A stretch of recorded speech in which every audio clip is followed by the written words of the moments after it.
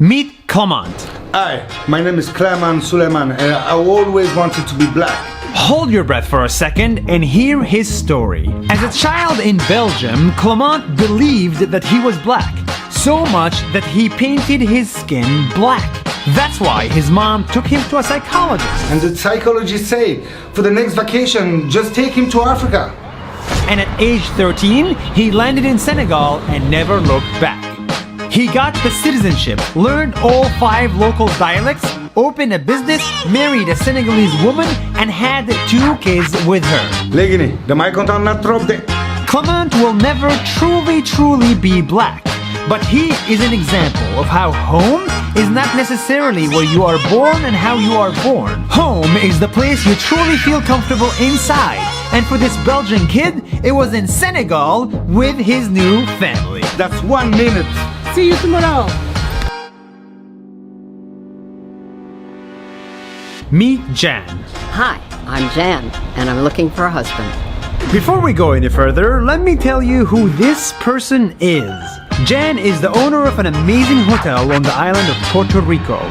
This, and this is where she lives. She owns 5 parrots. And one of them plays the guitar. She can play the piano, she can also paint, sculpt, and even ride horses. And I'm only 83 years young. Her 3rd husband of 42 years passed away and now she's finally ready to move on. She tried Tinder for 2 hours. And I hate it. So she's turning to the people of Facebook. If you're into art, music, hospitality, and her, if you have the energy, the years, and the wisdom to be a good husband, And if you can keep up with me, then Jan is easy to find. that's 1 minute. See you tomorrow.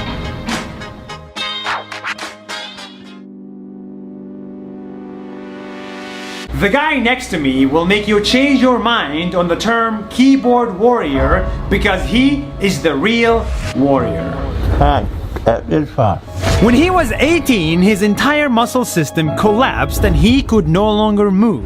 And for the next 19 years, he's been bedridden in his home in Sri Lanka. But this is not a sad story, it's an inspiring one. Despite having strength only in one finger, he taught himself to read and write English. He wrote and wrote and wrote, and when he couldn't write on a laptop, he wrote on an iPhone to publish 3 full books in English that sold in the thousands. One of them took 1 year to type. Doctors gave him until 18 to live, but now he's 37, living on a ventilation machine, fasting during Ramadan, and planning his 4th book. This guy fought to live his life, fought to write his thoughts, and fought to make his voice heard only through a keyboard. He should be the new definition of a keyboard warrior. Just 1 minute. See you tomorrow. Meet Salvo. Hi, I am Salvo. I have the best home in the world. This is not his home. This is his home. It's an entire island where he and his 2 cousins are the only residents in it. His family moved here for a job that no longer exists. And now his family is the only one living there. For more than 66 years. If he wants to hang with people, there are plenty of tourists that visit the island. And if he wants to be alone, they're all gone by 5 p.m.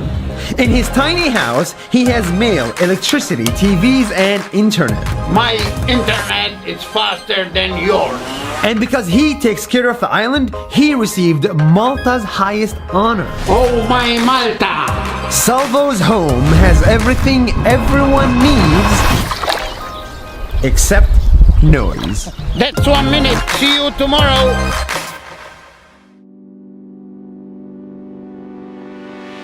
Meet Campbell. Hi, I'm Campbell, and I make a teddy bear every day.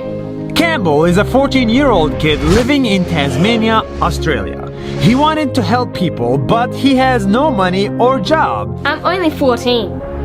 But what his mom did have was... A sewing machine. So he taught himself how to make teddy bears from scratch.